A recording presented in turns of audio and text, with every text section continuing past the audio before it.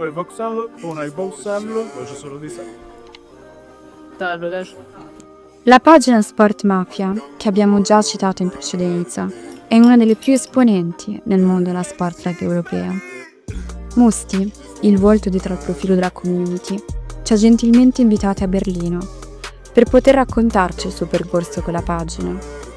E dato che la Germania ci aveva accolti così bene, siamo partiti subito per poterlo incontrare. My name is Musti, I'm from Berlin. I'm the mind behind SportsMafia Boys. I would say I'm a creative director. I'm doing concepts and basically everything that you can see on SportsMafia Boys. In 2019 I started my page. The reason for that was actually that I've seen a lot of people from different countries wearing this kind of style that is similar everywhere, but every country has their own little changes to it. And I've seen every one of those, and I was like, yeah, I should do a platform where I can put all of those different styles and people together. Yeah, actually just with the intention to make a cool platform for everyone, no matter where you're from, what your gender is or your age. I'm still doing a lot of stuff for the community, but obviously I'm also doing like work for other brands. For example, like we did this campaign for JD Sports. Honestly, it's just like a dream for me to work for Nike, for example.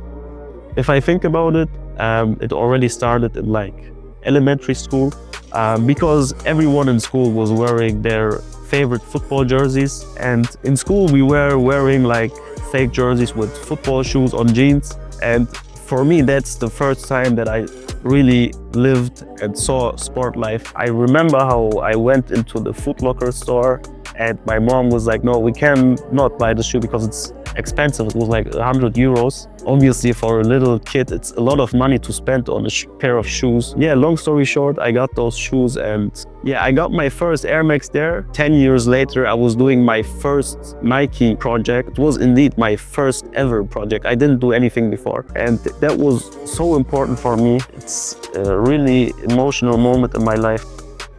Sport life is so important for me because it showed me that I can wear whatever I want and whatever I feel like is cool. In Germany, people tend to judge you if you're like very sporty. I feel like that's a big issue here, but for me that was never really an issue because I love to wear my tracksuits and my football jerseys and TN. I have like so many pairs of shoes now. If you want to call it, trends have gone away really quick. But my path in sport life and with this page just showed me that it's not a trend, and I think it will live on like forever. I wouldn't.